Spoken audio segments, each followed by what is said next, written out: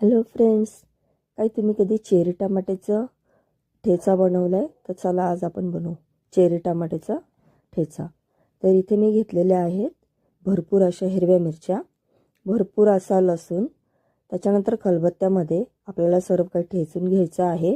तर मी ज्या मिरच्या मोठ्या मोठ्या आहेत त्यामधून चिरून घेते आणि त्याचे 2 तुकडे करते, यासाठी की ते लवकर ठेचले जावे. त्यानंतर संपूर्ण लसूण आपण टाकून घेतलेला आहे. आपण मीठ घेतलेलं आहे आणि थोडेसे जिरे, आणि हे खलबत्त्यामध्ये छान असं आपल्याला ठेचून घ्यायचं आहे. अशा प्रकारे पाहू शकता, आपल्याला अगदी त्याची पेस्ट करायची नाही आहे. त्याच्यानंतर इथे मी घेतलेला आहे एक बारीक कांदा चिरून, तर एक मोठा बारीक कांदा मी चिरून घेतलेला आहे.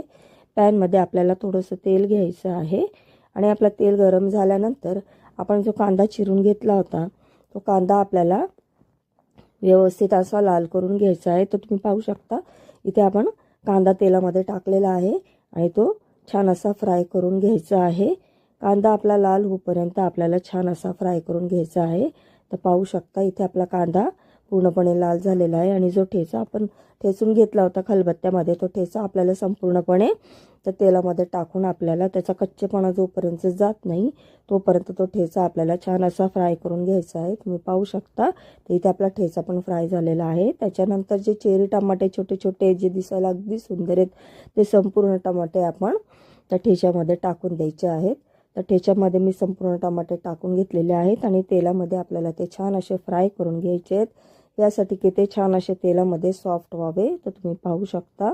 त्याच्यानंतर इथे आपण थोडीशी किंचितशी हळद टाकायची आहे आणि चवीनुसार मीठ टाकून घ्यायचं आहे आणि छान असं तेलामध्ये आपल्याला ते परतून घ्यायचे आहेत, जेणेकरून जे छोटे छोटे चेरी टमाटे आहेत ते अगदी तेलामध्ये सॉफ्ट होतात आणि क्रशरच्या साहाय्याने आपल्याला नंतर ते क्रश करून घ्यायचे आहेत. तुम्ही पाहू शकता किती सुंदर प्रकारे आपला ठेचा हा क्रश होत आहे.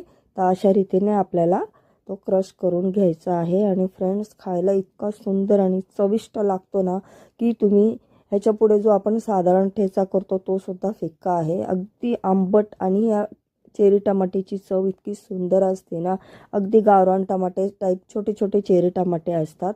तर तुम्ही नक्की या टमाट्याचा असा ठेचा करून बघा.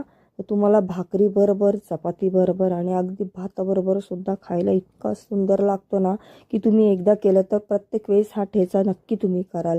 आणि त्याच्यामध्ये मी आता थोडीशी कोथिंबीर टाकून दिलेली आहे. कोथिंबीर शिवाय त्या ठेच्याला चवच नाही आहे.